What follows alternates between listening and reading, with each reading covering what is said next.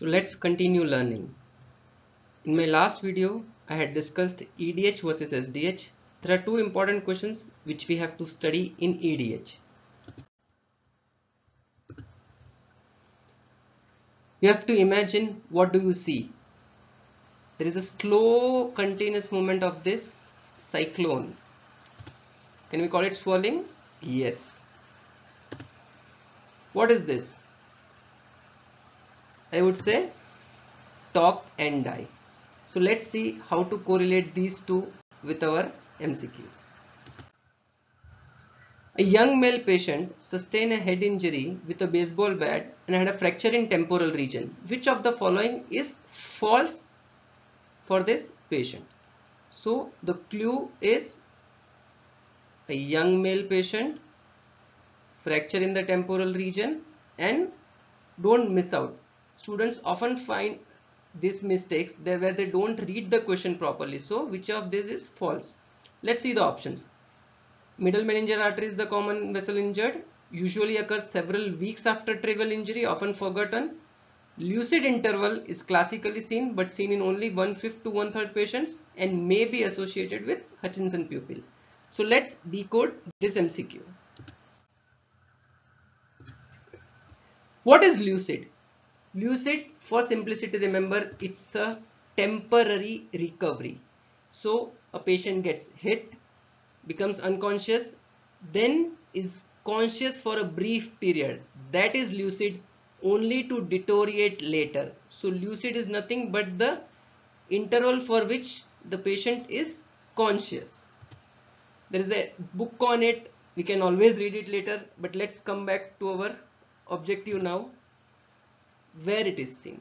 So lucid interval is a classic of EDH. Although classically seen, it is seen only in 35% patients, that is 1/3 to 1/5. Second option, SDH. Can it be seen? Yes, it can be seen, although only in 10 to 20% of patients. Now one more options. Which is the vessel involved? So we know it's a middle meningeal artery. Now a detail of it.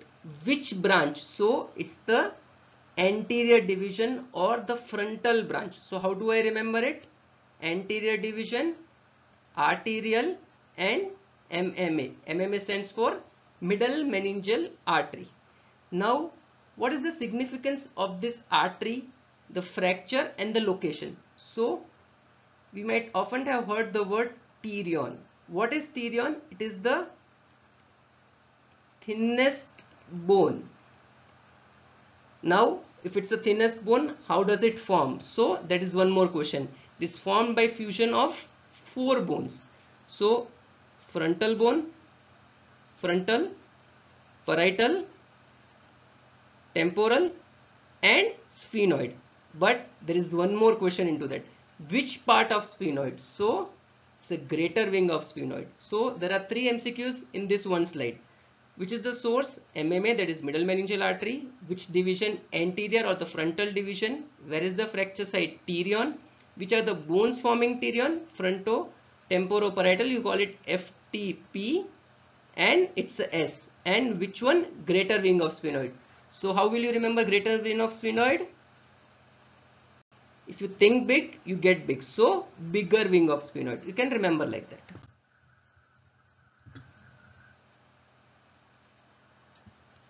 Now the first cyclonic movement, what we saw, we call it swirl. So what is swirl? Swirl is nothing but the black or the hypodensity within this whiteness, which is consolidated bleed. So what is the significance? The white appearing thing on CT is the clotted blood, and what is this blackish appearing? That is active ongoing bleed. So does it have a significance? Yes, that means the bleeding is continuous and this EDH is likely to expand. So along with lucid interval, swirl sign is classical of EDH.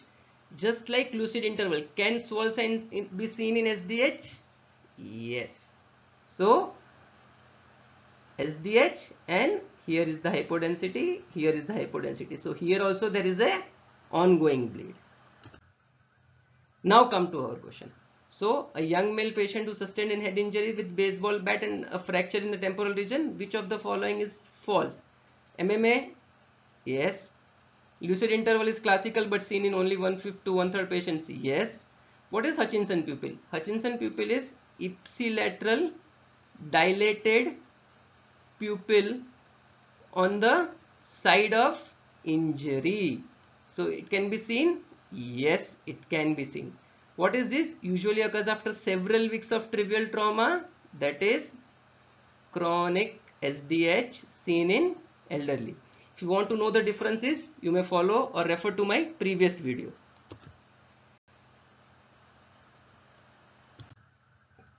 Yes. Now, we were very fortunate to have this patient. It's a real-time story which I want to share with you. Yesterday, we had a young male patient of 20-year-old who sustained a head injury and had this appearing on his first CT scan, was conscious, GCS 15/15, and was talking to his mother when suddenly he developed one episode of vomiting and he became unconscious. Within half an hour, he developed same side dilated pupil, what we call it as Hutchinson pupil, and his follow-up scan was shocking.